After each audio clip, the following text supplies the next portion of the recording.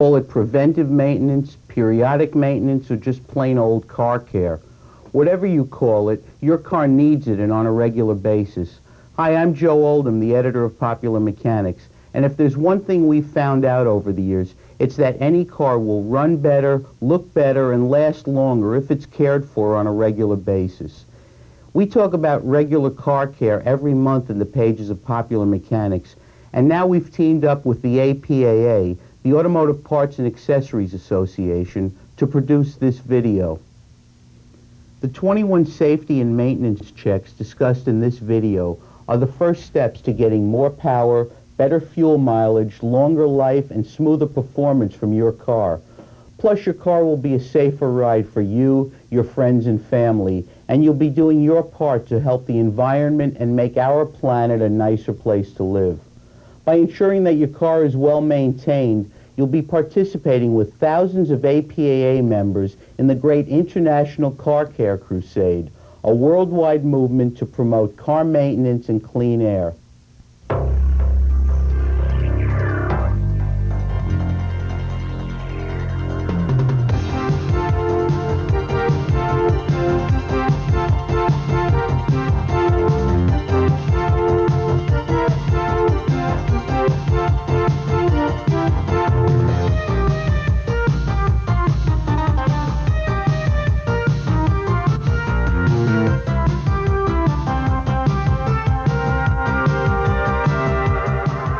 Welcome to the world of car care. Whether or not you pump your own gas, your car probably receives less attention than it should. Regular maintenance checks and simple service can greatly reduce the cost of car ownership. Most of the checks and services shown here can be done at little or no cost. Best of all, they are quick and easy to do, and they can save time, money, and inconvenience now and later. Hello, I'm Steve Robinson, and I'd like to welcome all of you to the Auto Care Systems video series. Inspecting your car is one part of preventive maintenance, but it's one of the most important aspects of automobile ownership. As you know, owning and maintaining an automobile isn't as simple as it used to be a long time ago. In fact, during the 1950s, for example, service stations actually provided the service of routinely checking your vehicle and making suggestions on timely maintenance and repairs. Today, though, there are a lot fewer full service stations around, and as you know, most of the self-service stations require you to pump your own gas and check your car yourself. But a lot of drivers don't know how to inspect their own vehicles. So during the next few minutes, I'll show you how to give your car a preventive maintenance inspection and spot important repair signs that may help you avoid the untimely breakdown of your car. Most of the checks and services, as you'll see, can be performed quickly and very easily with little or no cost. But maybe the most important thing is that these checks will help you ensure the reliable and dependable use of your vehicle for years to come. Yes, Beth? I'm not sure I want to poke around my car and get all greasy and smelly. And besides, cars today are really complicated. Are you sure this is such a good idea for me? Your questions are very, very, very good, and they're the specific reasons that this Auto Care Systems video was developed. First of all, you don't need to get dirty when you service your car. Believe me, nobody, not even the professional mechanic, likes to get all greasy and smelly. Secondly, yeah, you're right, some systems on today's cars are very complicated, but as you'll discover, 90% of the maintenance and repair performed on the modern vehicle is performed the same way it was on the car of the 1950s. And finally, when you understand the basics of your car, you become a much better consumer. And if your car develops a problem, you're much more able to describe the problem to a qualified mechanic, which not only saves you repair time, but also money, too. So let me explain why you need to know more about your car by asking a few basic questions. How would you like to find yourself stranded in the parking lot of a shopping mall with a dead battery? Or find yourself stuck in rush hour traffic? Let's face it, nobody wants to be stranded, right? What you'll discover today is how to recognize the warning signs your car is showing you, and the potential need for service or replacement. Yeah, Ken? Aren't there places you can have your car inspected? Oh, yeah, of course there are, but they're expensive, very expensive. And to perform the safety inspections on a regular basis, you'd need a pretty hefty bankroll to support it all. But what I think you really want to know is how difficult is it to inspect your car and how long does it take, right? Okay, so let's go into the lab and see how easy it is to inspect your car in just a matter of minutes. Let's go.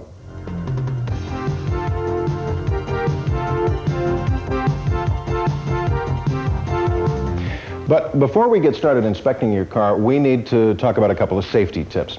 First, never attempt to perform any maintenance or repair function on your car that you're not sure about or that is not completely safe.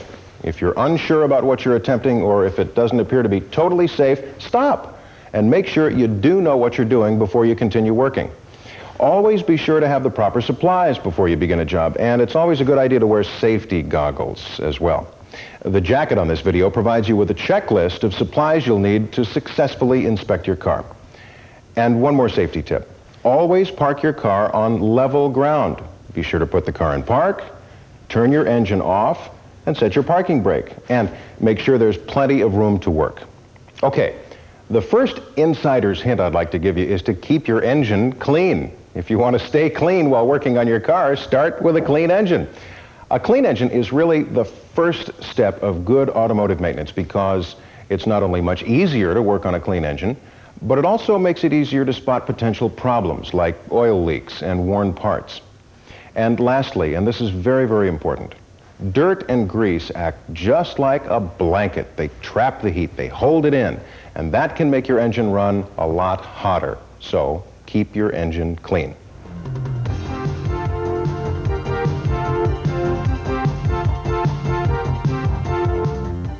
Under the hood of the car is a safety latch that you have to disengage before you can lift up the hood. You may have to look for the safety latch in order to disengage it. Let's take just a second now to inspect the configuration of the engine compartment. Now, most front-wheel drive car engines sit sideways like this in the transverse position, or on rear-wheel drive vehicles, front to back in the inline position. Now, the first time you look at the engine and see all the plastic and rubber parts and the wires and the hoses and the belts, it appears to be pretty complicated. But as you'll quickly see, the key areas of your engine are very easy to inspect. In fact, it may surprise some of you to find out that the automobile engine is in many ways no more complicated than a sewing machine. I still don't understand why I need to do this. Well, there are several good reasons to inspect your car yourself. First, your car uses up more than just fuel. It uses products like oil and even water. You really need to know how to check under the hood for these items. But maybe the best reason is that nobody's going to take better care of your car than you will. Oh, by the way, do you use a full-service gas station when you fill up? No, I fill my own tank. Well, who checks your car then? Well, no one does on a regular basis. Well, see, that's another reason you need to know how to give your car the constant care it needs to give you dependability to get you where you want to go safely.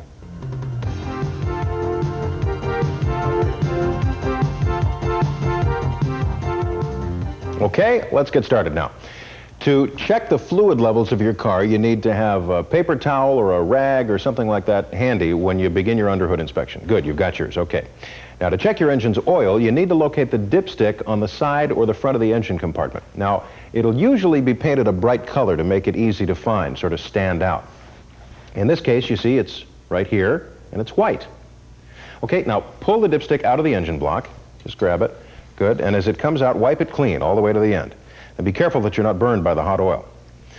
Now, look at the markings at the very end of the stick. It tells you if you need to add oil or not, okay? Now, put the dipstick back into the engine block. Good. Make sure that it seats snugly, not forcefully, but snugly, so that you get a proper reading. Good. Now, take it out again and see what the dipstick shows you. It shows I don't need to add oil. That's right. And if the oil is black, check your mileage because you may need an oil change. Now, if you need to add oil, remove this cap on the valve cover and add a quart of oil, and then check the dipstick again. If you still need to add oil, add about a pint at a time until it registers in the safe zone. But I've got to tell you, if it requires more than a quart of oil, well, you may have done some serious damage to your engine, and that's why you need to check your oil every other fill-up. And typically, you should change your oil every 3,000 miles. Now, let's check the radiator reservoir located on the wheel well. You can find it easily by following the small tube running from the radiator cap to the reservoir.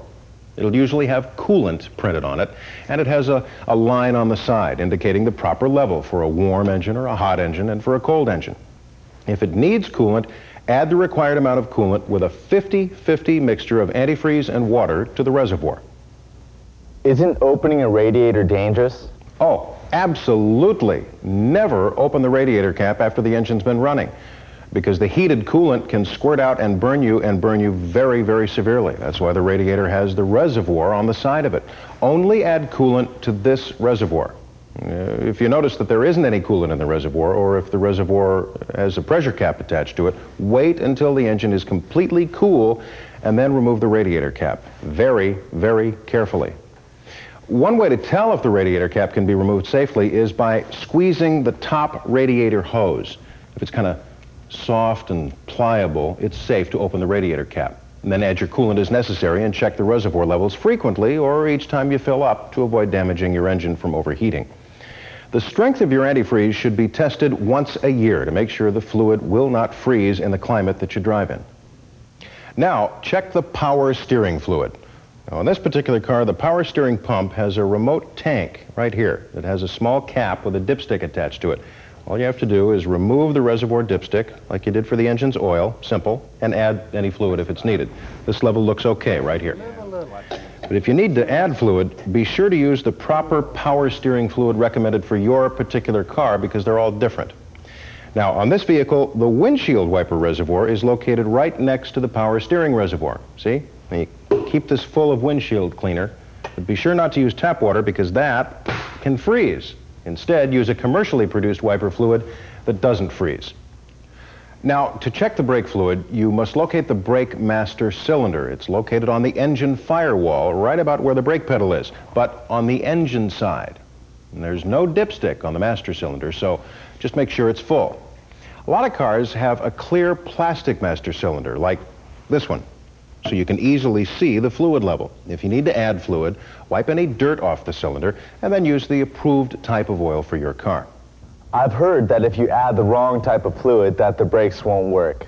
Yeah, that's right. And if you use the wrong type of fluid, your brakes can totally fail under certain conditions. So make sure when you buy your fluid that you get the exact type recommended for your type and model of car, okay?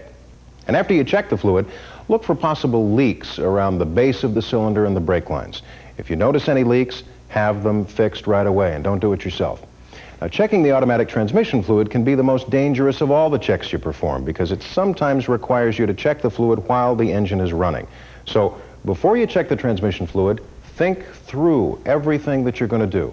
Don't wear loose clothing or jewelry, don't wear a necktie, or anything that might get caught on moving engine parts.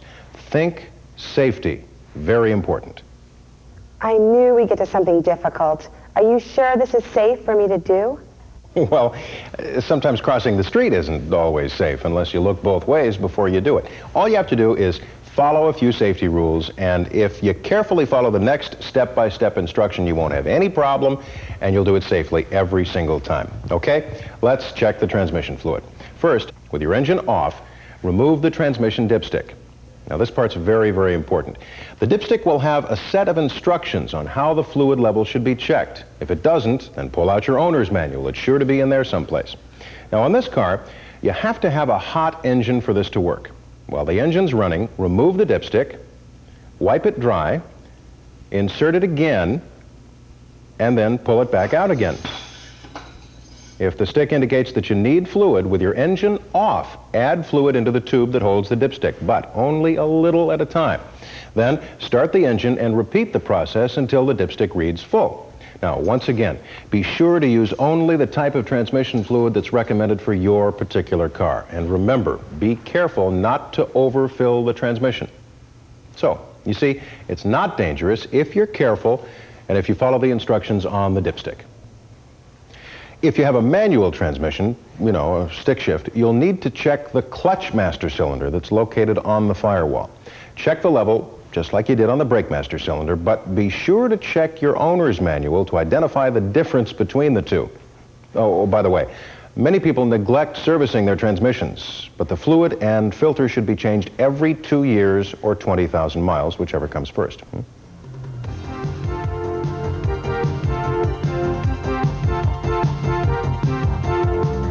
Now, the next thing we need to do is to look at the belts and the hoses.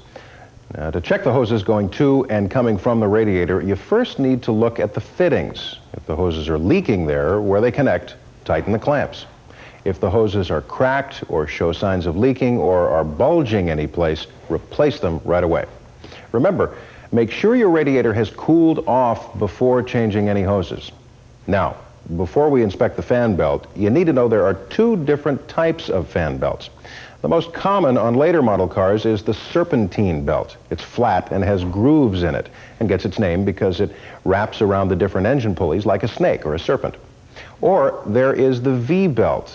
It gets its name from its V shape. Now, if the belts look worn or frayed or glazed, replace them right away. Now, this car has a serpentine belt down here with a self-tensioning lever so it doesn't ever need to be adjusted. But V-belts sometimes do need adjustment. Now, you should have a V-belt tightened when it has more than 1/2 inch of slack when you press on it between the pulleys, for example, like that. Now, the water pump and the alternator are driven by these belts, so it's awfully important that the belt is in good shape all the time. It's a good idea to replace your belts and your hoses every 2 years or whenever you notice the problems that I just described.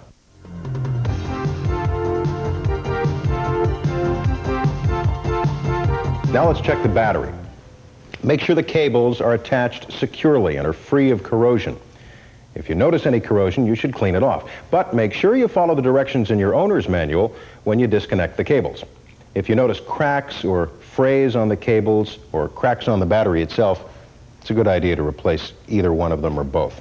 Check the fluid level by either inspecting the eye at the top of the battery. Now, if it's green, like this one, it's okay. But if the eye is not green, you need to have it serviced. Now, if your battery has filler caps, just pry them off and check the level of the fluid inside. And if it needs to be filled, add distilled water, not tap water, but distilled water, up to the bottom on the filler sleeve. I've heard that a battery can actually explode. Can that really happen? Oh, you bet. Battery fumes are explosive, very much so. So don't smoke or light a match or make a spark near a battery because it may explode and injure you very badly.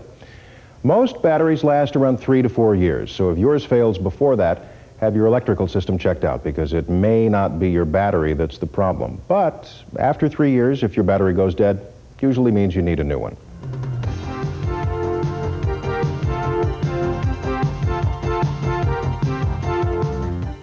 Now, let's inspect the ignition system.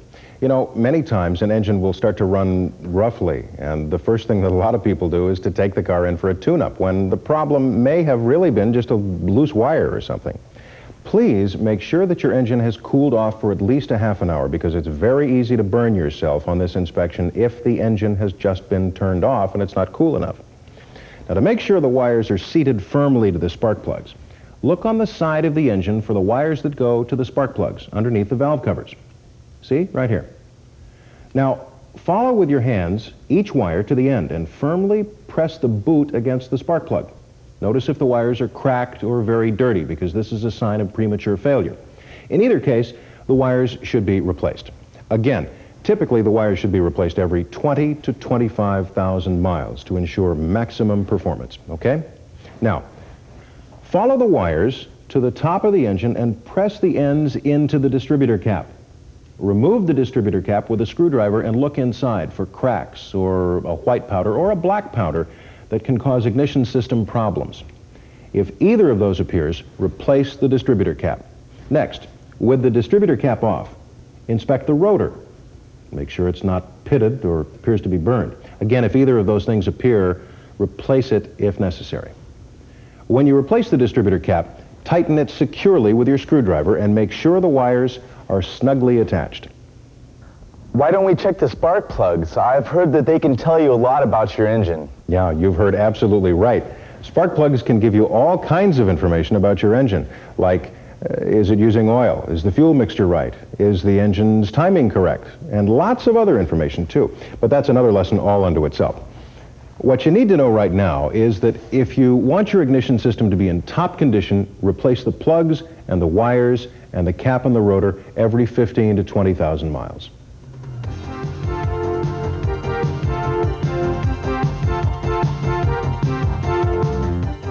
Now, let's move on to look at the filters. It's very, very easy to check the air filter. It's contained in a housing located near the air intake of your carburetor or the fuel injection system. Air filters come in a variety of sizes and shapes and are usually secured in the housing by either a wing nut or by screws or by clips. And once you remove whatever's holding it, hold the air filter up to a 40-watt light bulb. If you can't see any light through it or you see dirt buildup on it, replace the filter. And change the air filter on a regular basis every 10,000 miles for maximum efficiency. There's really no easy way to inspect the oil filter on your car, but just remember, dirty oil acts like liquid sandpaper and can really damage moving engine parts. So again, it's recommended to change your oil and filter every 3,000 miles to avoid problems. If the fuel filter plugs up, your engine could falter at high speeds and then stall. Imagine how dangerous that'd be if you were at a stop sign or in traffic and your engine stalls. Now, with most new cars having fuel-injected engines, it's become very, very critical to change the fuel filter every 10,000 miles. Now, the cost to change oil, fluid, and filters is very, very minor compared to the cost of a ruined engine or a potential accident. I can't emphasize enough how important it is to inspect all the areas of your engine we just discussed. Well, that's all that needs to be checked under the hood. If you follow the checklist on the back of this video jacket, you can assure yourself that your car is getting the best possible care. Okay, now let's close the hood now and inspect the other key areas of your car.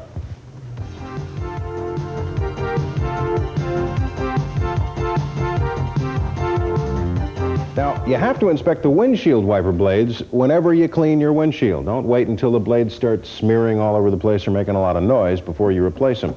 And you must be sure to buy the correct size and type of blade for your type of car. Once again, every car is different, and so are the blades. Wiper blade inserts are easy to replace. I've done that before. There's these clips that you slide out, and then you slide the new ones back in. Simple as that. Yeah, it's very, very easy. And all you have to remember is to replace your blades once a year, and you won't have any visibility problems when unexpected stormy weather pops up. But then again, everything you've done so far is easy because now you know how.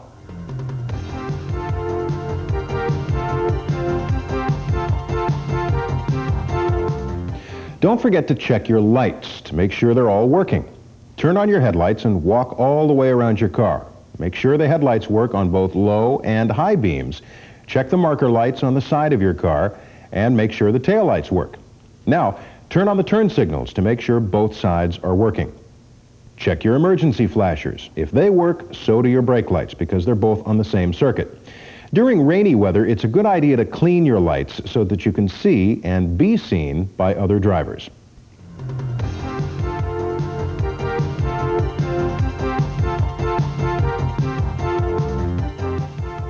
Now let's check your tires. Visually inspect your tires for unusual wear. That is, a wear pattern that shows an uneven rather than smooth wear pattern.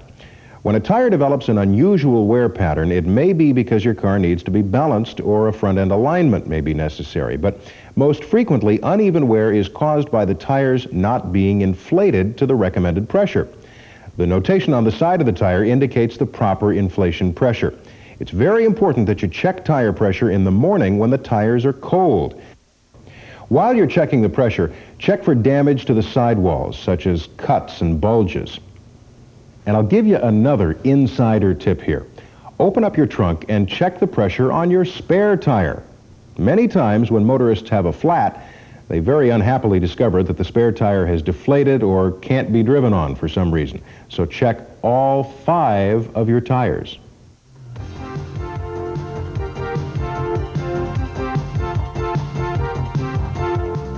Another important handling and safety system of your car is your shock absorbers.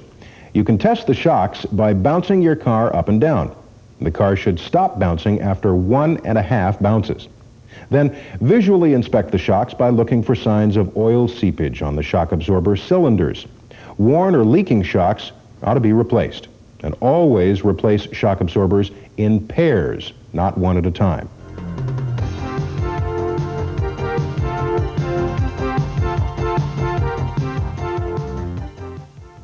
While you're underneath the car, look for things hanging down, loose.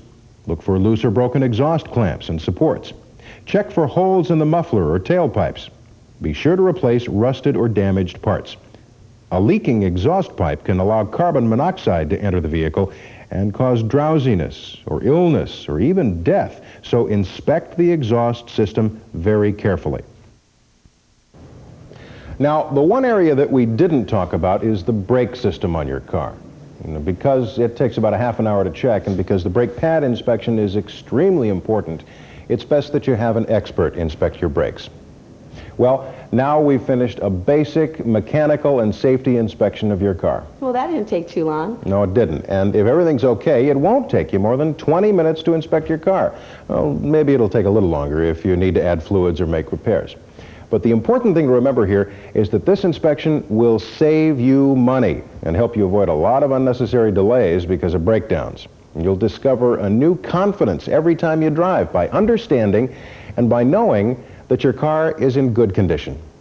And the reason you know this is because nobody is going to take as good a care of your car as you will.